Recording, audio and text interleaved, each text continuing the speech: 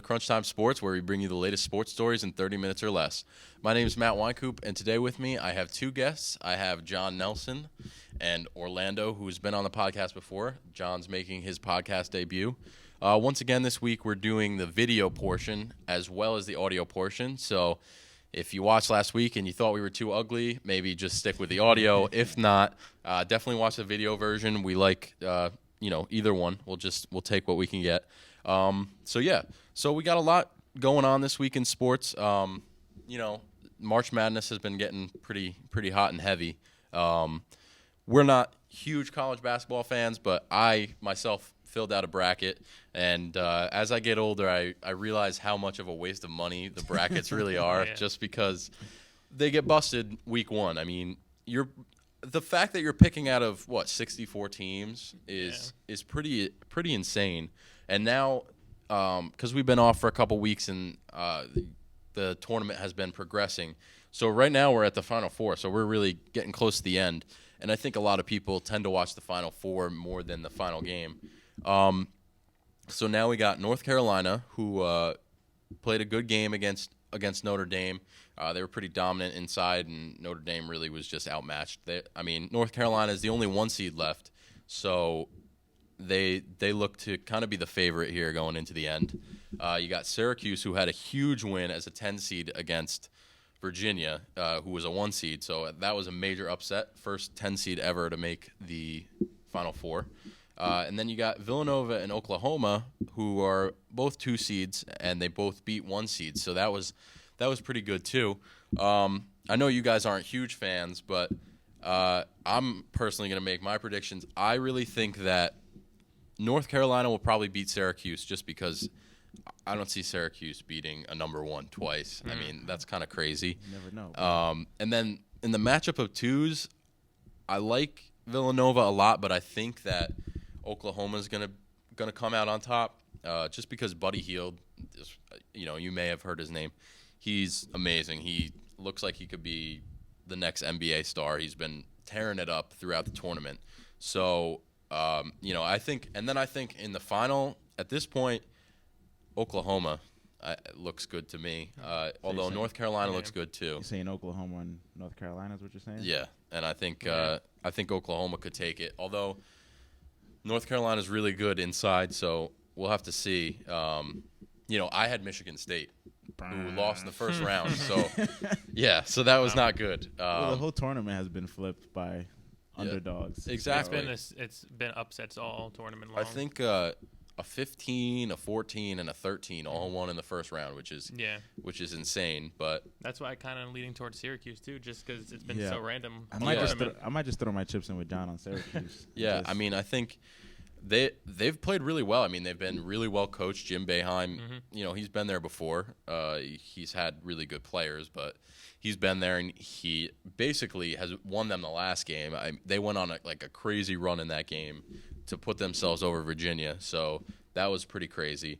But with that all being said, that's my prediction. You guys kind of stray away from the March Madness, but I felt like we needed to talk about it. I want to get your guys' opinion. Do you think that college sports are more entertaining than pro sports? And we'll go to Orlando first. What do you think? Well, actually, I brought this question up earlier before we actually we're talking about topics to bring up today. And that just came to mind because I feel like there's a lot more personality and passion when it comes to college sports. I feel like in the MLB, NFL, NBA, maybe not so much in the NBA, but the shield or the organization has become bigger than the actual sport. And I think in college, you kind of get to brag a little bit. You get to taunt. You get to have more emotion. And I think in the NFL, especially in the NFL and baseball, it's kind of like you stick to what we do here, and you're not allowed to show any type of passion, or not passion, but just entertainment, which is what it all really that is. Is true. So that's why I had brought that up, because I do believe it depends on the sport as well. I mean, like in basketball or football, I do believe that it could be bigger because you have a bigger fan base for that as well. Coming like if you see it like in a football game as well, how everyone just comes together for an event. Like, and if it's a small town market, like for a college team, everyone just goes crazy for an event like that. But you don't really see something like that in a professional atmosphere as well. Yeah. So yeah, I definitely agree. My opinion is like John said, it does vary from sport to sport, and especially with football. I don't know about as much with basketball. It depends, but football. What's nice about college football is it kind of it incorporates people like smaller markets where you wouldn't necessarily have a team. I mean, Alabama football is huge, but they don't have a professional football team. No, yeah, it also depends on the location. Yeah, it's really a location thing, and I think to go along with what Orlando was saying, there's more motivation behind these players because they want to become a professional. Yeah. I mean, that is true. certain players don't. I mean, I guess once you're a professional, you still care. But some people are lazy. Like people get on, Yoenis Cespedes in baseball because he doesn't run every ball out, or Bryce Harper, or what have you. But these players, bat flip. Yeah, exactly. These players this is their, I guess, kind of tryout, for these major league teams or national teams or whatever. So they're definitely trying pretty hard to try and keep up. So yeah, I mean, I think at certain points, like March Madness, that pretty much engulfs everyone. Like even if you don't watch, because I don't watch college basketball, you'll fill throughout out the a year, bracket. but every year I fill out a bracket, waste my money, like I said, and then I watch religiously. So I don't understand what it is about it, because the thing is like I don't know why I'm surprised when I lose, when I'm just making educated guesses. I think you know what I mean? It's the risk factor. It's the risk take. It's like gambling. Usually after like the first couple of games, there's only a small percentage of people's brackets that still remain the right thing. Yeah, and I mean, I don't think anyone's like ever had a perfect bracket. No. I mean, it's almost impossible. But what was it last year? They offered like $1 billion, something like that, for anyone who has a correct bracket. Yeah, it's insane. So we'll have to see. I mean, we'll have to see how it shapes up. But yeah, I mean, it really like.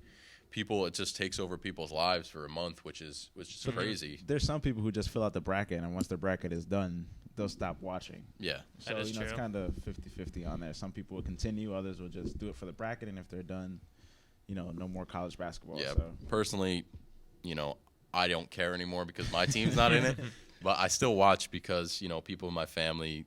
It's pretty interesting. My dad picked Villanova. He's the only person in the world, man. I think, who picked Villanova. Or just coming out only person in that pool. So, yeah, we'll see if he can come out on top maybe with that. But yeah, so I think that kind of wraps that up. So we want to move on maybe to some professional sports. It's been a couple weeks since we've had a podcast, so we want to move on to the NFL real quick. I know that there's been a couple moves, but a big move, kind of, I mean, it is how you see it, is Robert Griffin III, who was released by the Redskins, signed on with the Browns. What do you think about that? Maybe John, go first. I mean, I think that's a big step for them, a team that hasn't had a great quarterback in how many years, since 1999 or something like that. Since then, they've had a handful of quarterbacks, so I think that's a good step for them. He's definitely a proven player. He will just kind of went off a little bit the last couple of years, but I think in a new scenario, being in a new city as well, could be positive for him and help the team out as well, a team that really needs a quarterback. Yeah, Orlando. Yeah, I mean, I don't know if there was much opportunity for him anywhere else. I mean, the Jets are dealing with the Fitzpatrick issue. Yeah. Maybe Denver, if they give him a chance, and maybe with Chip Kelly in San Francisco. But I think what probably sold it was Hugh, the new coach that they have over in Cleveland. Hugh Jackson. Yeah, who's worked with, I think, Drew Brees and Carson Palmer and has pretty much lifted their careers. So I think that was a big role in RG3 making that decision over to Cleveland, having somebody who can help him revitalize, what was a good start to his career. Right. He has the skills too. I mean, he can run if he needs to, and he has a strong arm as well. So he has all the tools that he needs. He just needs that new scenario. Yeah, and I mean, the way I feel about it is, I've seen a lot of people, on Twitter and stuff. You'll see these like big accounts tweet like, "Rest in peace to RG3's career," because he signed with the Browns. With the Browns. But at the end of the day, it's like, where was he before? Mm-hmm. Like he was the second or third stringer for the Redskins. Right. Now he's got basically a guaranteed starting job, and I think that probably was the reason that he took this job over. I'm sure the Broncos offered him something, or at least were thinking about it, and I'm sure he knew that he could have gotten something there. Yeah. But at the end of the day, he'd have to fight it out for a starting job. I mean, in Cleveland, who are you fighting with? They might draft a quarterback, and even then, I really feel like there's no chance that he's not the starting quarterback I mean, on McCown's opening really day. the only other one out there too. But McCown, he'll probably be traded if they draft a quarterback. Yeah, exactly. So I mean, I think he kind of shored up his future for at least the next few years. RG3. And Cleveland has a couple of weapons, nothing too serious, but stuff that he can work with. They'll probably go into the draft and get a few things. As long as he can stay protected and not, stay healthy and not get injured.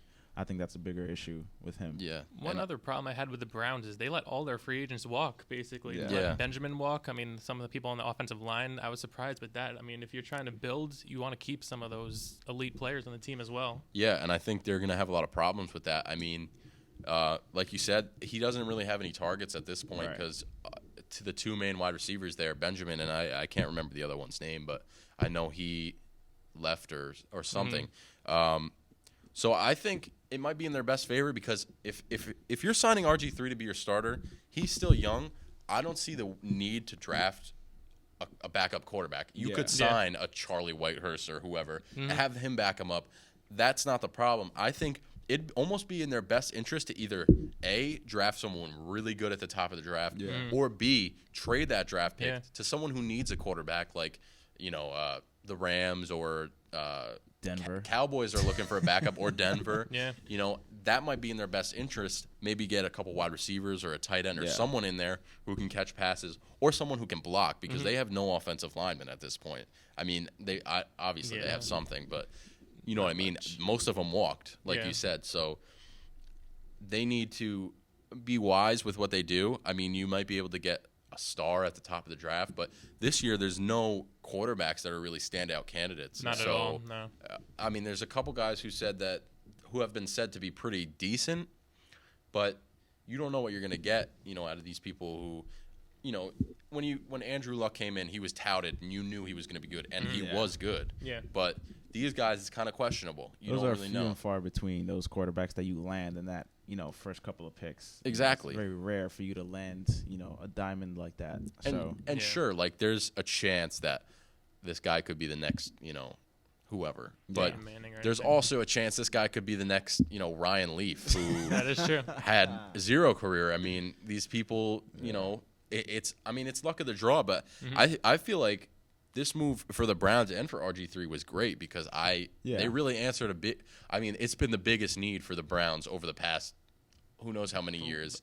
Since they've been a franchise, and basically. they don't have to deal with Johnny Manziel. They don't have to deal with any of that garbage. RG3 is a pretty solid player. He seems like an okay guy, so he's not going to cause too many problems. I mean, Cleveland's not exactly a party city, although Johnny Manziel tried to found a way. He Johnny- somehow found a way to Johnny make that a party Manziel is city. a party. But so. but Cleveland is. I mean, it's pretty quiet. It's not a huge market, but we'll see. So with that, let's just talk about the rest of the NFL. I mean, like we said, Broncos, Rams, Jets, maybe even the 49ers have some quarterback questions. What do you guys think about that? Orlando? Hey, Mark Sanchez taking him to the Super Bowl. No. Broncos need something else besides that. I mean, I don't think that was a bad decision. They had to get somebody who has been there before with the defense, and I think that's exactly what he did with the Jets. Yeah. He wasn't great, but he wasn't terrible. He had a solid defense, a couple of targets, and he got the job done. So I think, Elway kind of saw that. I think Elway does know what he's doing. He built the team to get Peyton there. So I don't think that's too bad of a situation, but they do need somebody to, either more secure or somebody to back him up. The Jets just need to sign Fitzpatrick already. Just get it done. That has to happen. I mean, I really thought that the reason the Broncos signed Mark Sanchez in the first place was to trade for Colin Kaepernick because there was no way the Eagles were going to send him to the 49ers. So I feel like that was like a bridge way to bring him over. But I feel like the 49ers are going to keep Kaepernick now. Yeah. And then with the Jets, they have to find a way. I mean, was it $16 million that he wants right now? Yeah. And then the Jets are only offering like $7 million. They need to find some kind of a middle ground if they're going to want. Like what else is there? You're going to have Geno Smith. You're going to be stuck with Geno Smith. And I mean, he's not a bad candidate, but I mean, you know what you have with Fitzpatrick, and you don't really with Geno. Yeah, so. I mean, as for the 49ers, just to address them first, I don't feel like there's that much of an issue there. Colin Kaepernick pretty much brought them to a Super Bowl. I mean, he had a great defense, but he played well, he was a Super Bowl type quarterback. And I think coaching had a lot to do with that one. Right, but I think they're deciding to give Chip Kelly a chance. Don't ask me why, because he's terrible. But maybe something can work because it seems like the type of system that Colin Kaepernick would do well in. Yeah. So maybe that'll work out for them. As for the Broncos, you can't really scoff at the move to pick up Sanchez because honestly, they don't have another quarterback. Yeah. They're gonna. They have lost to trade for someone Osweiler. else. They lost Manning. So, but my thing is you as the Broncos, you would want to have some other option because Mark Sanchez has been so shaky throughout his career. I mean, he's had his years where he was great with the Jets, but otherwise he's been mediocre at best. Yeah. The thing is with Sanchez too, when he played well with the Jets his first 2 years, he had a great defense. The Broncos, they have a great defense, and he has weapons as well. So he can produce in that system, but they do need someone else in there to add competition as well. You got to sign someone or trade for someone like a Josh McCown or a Glennon from Tampa Bay. They just need someone like that to give him competition, and he could strive in that offense. Yeah. He does look like he's matured. He does look like he's more settled into the business aspect of the NFL from that press conference. So who knows? Maybe this will be his spot. Maybe he'll take him to glory one more time. Who knows? We'll have to see. Yeah, I mean, I don't know about all that, but yeah, I think it'd be good. I have hope for you, Mark. Yeah, I mean, I like Mark Sanchez, even though I didn't like him when he was on the Jets, because I'm a Patriots fan. Yeah. By the way, John's a Jets fan, so he's freaking out right now. We need He a needs quarterback. Ryan Fitzpatrick back in his life, and we've talked. I think Derek and I talked about it last time we did the podcast. Ryan Fitzpatrick, it's like you need him because he's the best, but you don't even know if he's the answer. He had his best season last year, and you don't know if he's going to be that good again. He's going to be that bridge quarterback. I mean, either way, if you're going to sign him to a 1 or 2 year deal, you're still going to need an option, no matter what. Whether it's Bryce Petty or someone through the draft, whatever it is, you're going to need another quarterback. So that's why I can see why the Jets aren't going to pay him the money. But at this point, we need him. With Fitzpatrick, I think right now you just have to go with momentum. He's blending with Brandon Marshall. Him and Eric Decker have a relationship.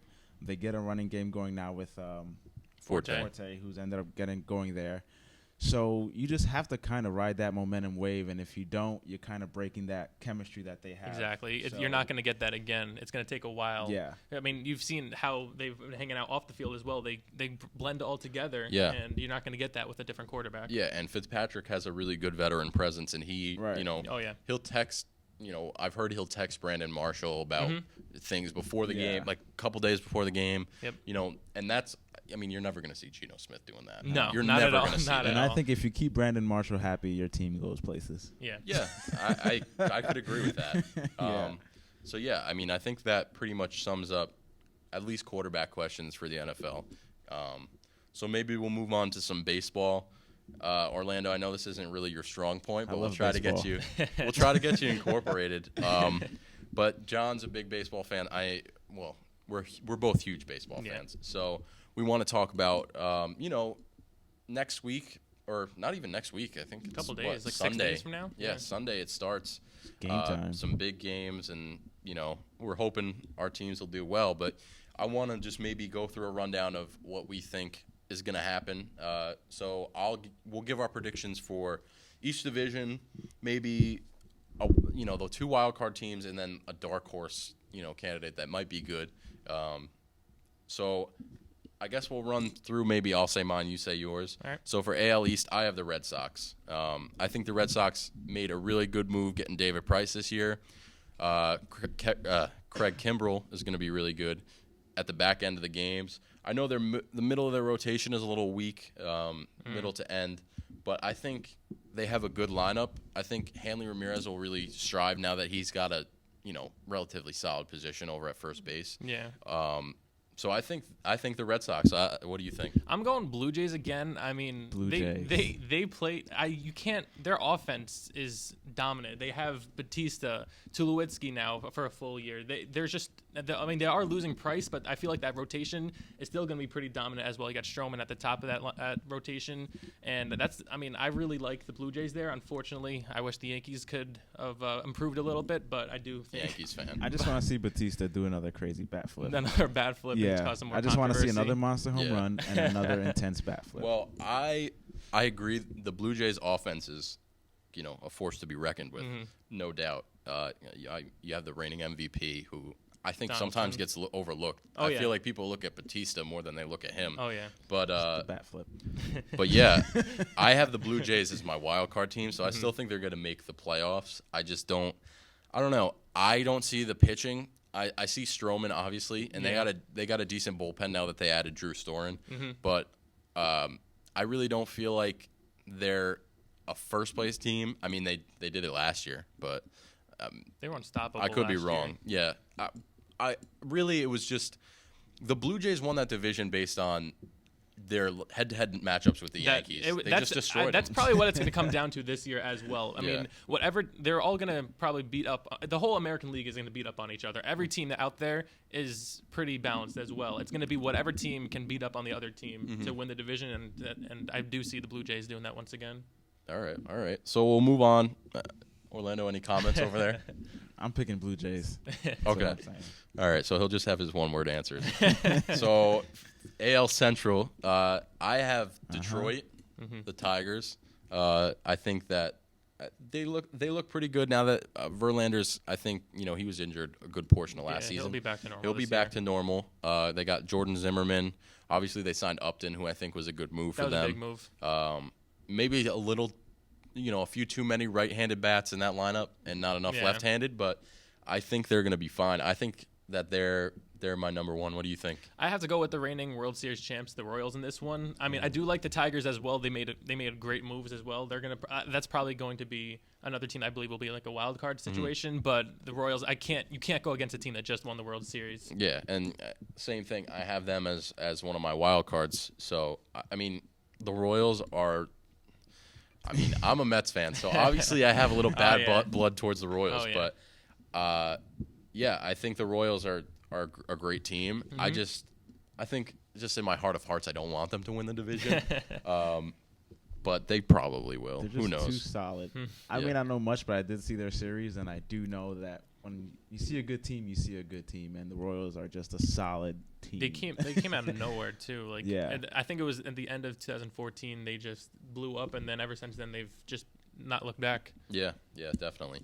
Royals look good. So then we'll move on. We might have to speed things up a little bit here just because I don't know how close we are to time. But let's do AL West. I got the Astros. I'm going with the Astros too. Yeah, I don't really see much competition from them. No. Angels look, they are what they are. They're always the same. Mike Trout carries that team on his back.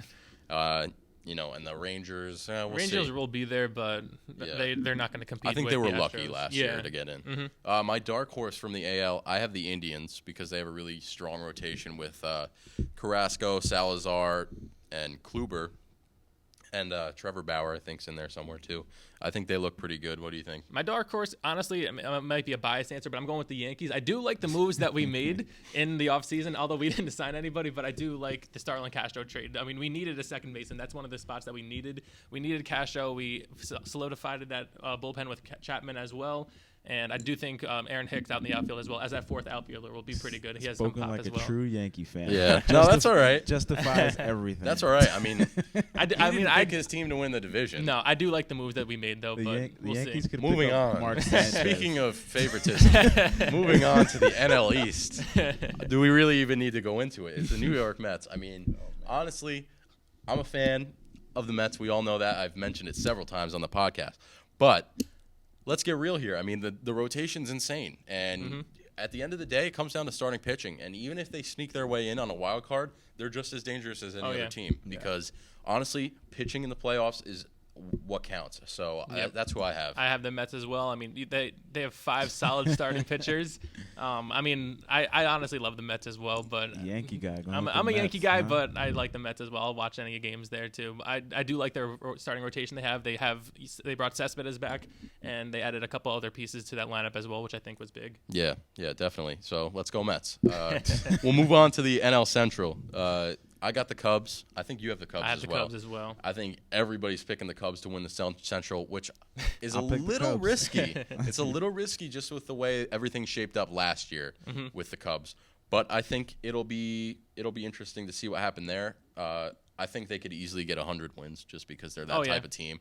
They have great offense. And Arrieta. Pretty good pitching. I mean, Arrieta's a stud. Oh, Then yeah. you have Lester, who's always solid. You added Hayward. John Lackey is in the rotation too. Hayward is out in the outfield, so that looks like a good team. NL West, I got a little different one. Who do you have in the NL West? I have the Dodgers. He has the Dodgers. I have the Diamondbacks. Okay. They made some. They made some really big moves over the offseason. I've said it before. Greinke was huge. Shelby Miller is, I think, underrated because he was on the Braves. I think he's probably good enough to be a number one on any team. So I think the Diamondbacks really have a chance. Although I think that might shape up. The NL Central is always tough, but I think that might shape up to be the toughest division with the Giants and the Dodgers. Yeah. I do like the reason why I have the Dodgers too is because I think that the Diamondbacks are improving, but I think they might be still a year out from contending. Yeah. That would be another dark horse team that would be pretty interesting to watch how they develop this year as well. But that's why I'm going with the Dodgers with experience with how they've been there before. They've done that, so that's why I've had them. But they can't win the playoffs. Anyway, every year. NL wild card, we'll just run through both of them real quick. I have the Nationals from the NL East, as much as it pains me because I hate the Nationals with everything. Oh, yeah. And I have the Pirates because the Pirates are always, every year in the wild card game. What do you think? I have the Pirates, and then I also have the Nationals as well. Oh, okay. So we're pretty similar. I'm with these guys. Yeah, well, he has no opinion. Dark horse. And this will cap off the podcast. Who's your dark horse? I have the Giants. I mean, every 2 years they win a World Series. This is 2 years for them. So I mean, they haven't really done much, but you never know with them. They come out of nowhere at the end of the season. So that's why I got the Giants this year. I have actually the Marlins. I think they're definitely going to improve just because of the hitting. Now they got a new hitting coach, Barry Bonds, the GOAT. Oh yeah, Hall of Famer. I think they'll be really good. Should be a Hall of Famer. I think the Marlins. I don't know if they're even going to contend. They could have a great year. They could have a terrible year. They're that type of team. Yeah. But if Stanton can stay healthy, he's good for I think he's good for at least 50 home runs if he's healthy. He's that type of hitter. And you have Jose Fernandez every fifth day, who's just a beast. And they're coming back healthy. They didn't really play together in the lineup at all last year. Yeah, and I mean you got some good outfielders with Yelich and Ozuna. So we'll see how that shapes up. But I could be wrong. I'll probably be wrong because the Marlins always disappoint. But all right, so I don't think we have much time left. So I will wrap that up for this week. We want to thank again John Nelson for coming in and helping us out today. Orlando, as always, looking lovely. Thank you. And then, of course, Charlie, our cameraman, who's the unsung hero of the podcast. Charlie. We appreciate all his work. So I guess we'll be talking to you next week. Peace.